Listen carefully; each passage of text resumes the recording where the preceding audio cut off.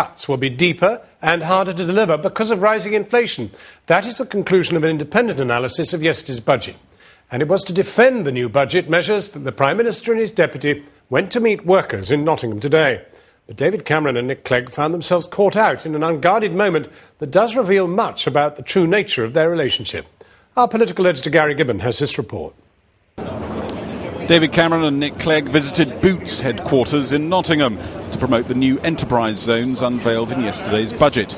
There'll be 21 of them set up around the country, offering tax breaks for businesses to locate in the areas.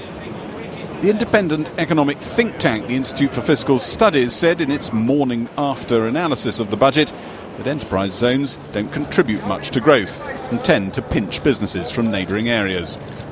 But a bigger worry for the government was the Institute's analysis of how inflation is making the government's cuts programme even more painful, making it very hard to deliver one of David Cameron's most famous election pledges.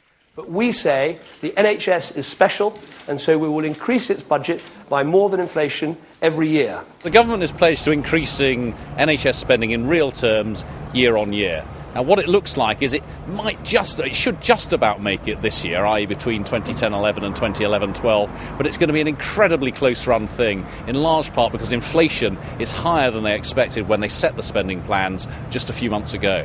So they'll either have to break the pledge or come back for more money?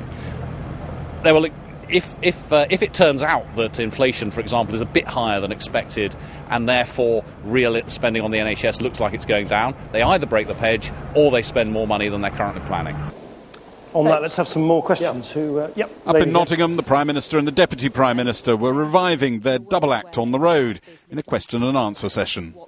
Like all these occasions, it was good-humoured, harmonious.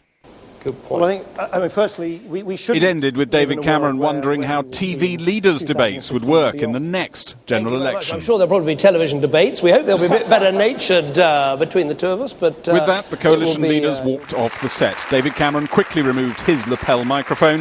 Nick Clegg forgot he still had his on. We keep doing this, but we don't find anything to bloody disagree on in a bloody TV debate. Nick Clegg then looks down at his lapel, realising there's a microphone still on.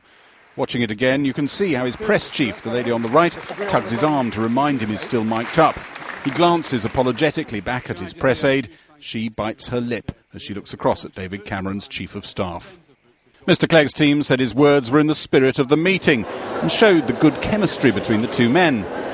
But the Deputy Prime Minister knows many in his own party worry that the Liberal Democrats' identity is getting lost in coalition. And for them, the joke may sound all too true.